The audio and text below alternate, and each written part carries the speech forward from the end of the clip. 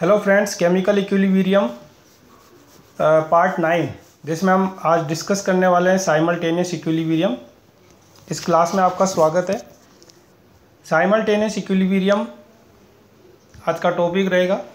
अगर हम बात करें कि एक हमारे पास में कंटेनर है, उसके अंदर दो केमिकल रिएक्शन हो रही है, दोनों रिवर्सिबल है, टेम्परेचर को कांस्टेंट किया हुआ है और दोनों में से एटलीस्ट वन स्पीसीज कॉमन है, तो हम यहाँ पर बोलेंगे कि दोनों ही रिएक्शन में इक्विलिब्रियम डेवलप होने वाला है और एक साथ दो रिएक्शन में इक्विलिब्रियम डेवलप होता है।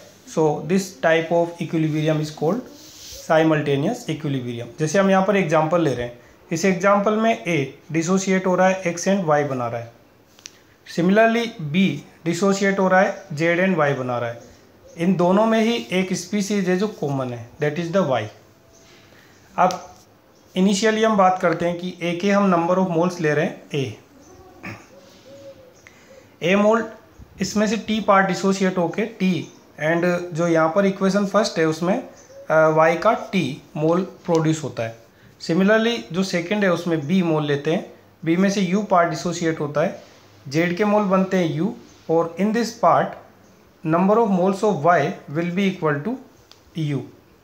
अब क्योंकि वाई यहाँ पर एक कॉमन स्पीसीज है इन बोथ केमिकल रिएक्शंस, तो Y के जो नंबर ऑफ मोल्स होते हैं वो सेम होते हैं।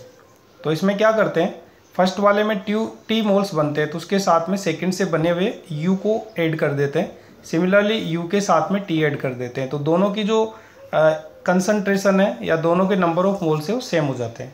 इसके बाद हम इक्वेशन फर्स्ट के लिए इक्विलिब्रियम कांस्टेंट निकालते हैं, that is equal to X and Y की कंसंट्रेशन का प्रोडक्ट। इसमें वैल्यू रखते हैं x की कंसंट्रेशन जो कि t के बराबर है, तो ये होगा t, y that is u into T, और सिमिलरली k2 की वैल्यू निकालते हैं, k2 की वैल्यू आ जाती है u into you plus T. So this equilibrium is called simultaneous equilibrium, और इसमें दोनों के लिए अलग अलग इक्विलिब्रियम कांस्टेंट k1 और k2 की वैल्यू निकाल सकते हैं। अब हम एक न्यूमेरिकल करने वाले हैं, बहुत अच्छा न्यूमेरिकल है, साइमल्टेनियस इक्विलिब्रियम से रिलेटेड है। यहाँ पर है कि अमोनियम हाइड्रोजन सल्फाइड है, इसका 102 ग्राम लिया है, कंटेनर का वॉल्यूम 2 है, लीटर है, टेम्परेचर कांस्टेंट है 60 डिग्री है, और जब ये डिसोशिएट होता है तो एक साथ दो इक्विलिब्रियम इसके अंदर डेवलप होते हैं। इक्वेशन फर्स्ट के अंदर हम बात करेंगे कि ये अमोनिया और H2S में डिसोशिएट हो रहा है, और सेकेंड वाले में जो अमोनिया बनता है वो आगे डिसोशिएट होके N2 H2 बनाता है। एक्चुअली ये H2 अगर आप बैलेंस करेंगे यहाँ पर तो ये आएगा 3/2 नॉट 2।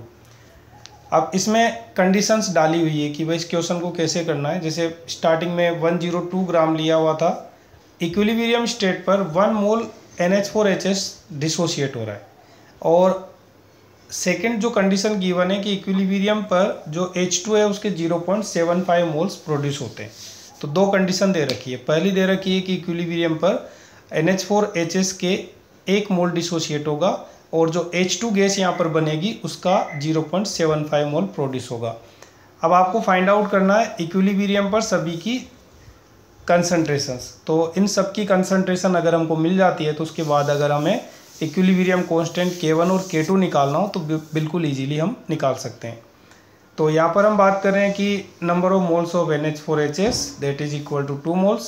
दोनों इक्वेशंस को हमने यहाँ पे लिखा हुआ है, नंबर 1 एंड नंबर 2। इसी से स्टार्ट करते हैं। t इक्वल टू 0 पर जो मोल्स है वो 2 है, अमोनिया और H2S के 0 है।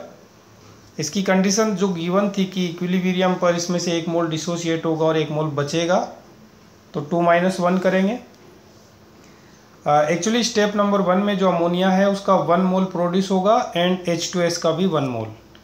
इस अमोनिया का आगे सेकेंड स्टेप में डिसोसिएशन होगा। इनिशियली इसका 1 मोल था, but in this step x mole of NH3 dissociated, तो इससे प्रोड्यूस होते हैं 3x/2 मोल्स H2 गैस के, एंड N2 के प्रोड्यूस होते हैं x मोल्स। अब जैसे अभी हमने पिछले एक एग्जाम्पल में भी किया था कि जो कॉमन स्पीसीज होती है उनकी कंसंट्रेशन सेम होती है। तो दोस्तों यहाँ पर कॉमन स्पीसीज है अमोनिया, इसमें भी NH3 और यहाँ पर भी NH3, तो दोनों की कंसंट्रेशन सेम होनी चाहिए। तो इस जगह पर जैसे फाइनली 1 माइनस एक्स बचती है, तो यहाँ पर भी हमको लिखना है 1 माइनस एक्स। अब जो कंडीशन नंबर सेकंड गिवन थी कि number of moles of H2 gas at equilibrium will be equal to 0.75। So इसको सोल्व करके हम x की वैल्यू निकालते हैं, that will be equal to 0.5 moles. अब हम क्या करेंगे, हमसे पूछा गया है कि सभी की कंसंट्रेशंस निकालो, तो सबकी कंसंट्रेशन निकालने के लिए अब हमारे पास में जो डेटा है वो सफिशिएंट है, यानी x की वैल्यू हमें मिल गई।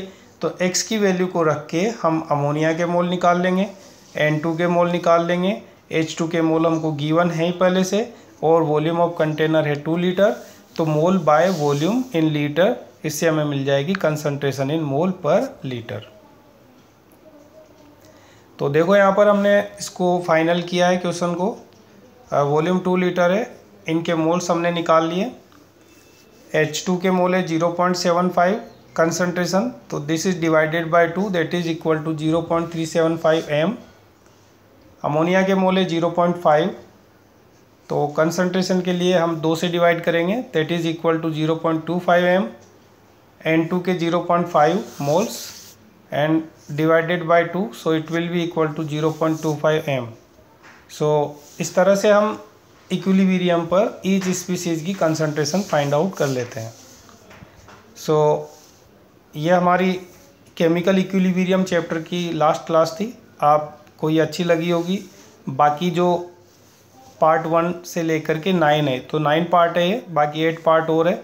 चैप्टर को कंप्लीट किया है विद न्यूमेरिकल्स, और ये चैप्टर जेई एंड नीट साथ में जो बोर्ड की स्टूडेंट्स है सभी के लिए बहुत ज़्यादा हेल्पफुल है, तो आप इसे ज़रूर देखिएगा और इस चैनल को सब्सक्राइब भी कीजिएगा, तो आपको और भी वीडियोस मिलते रहेंगे। Thank you very much.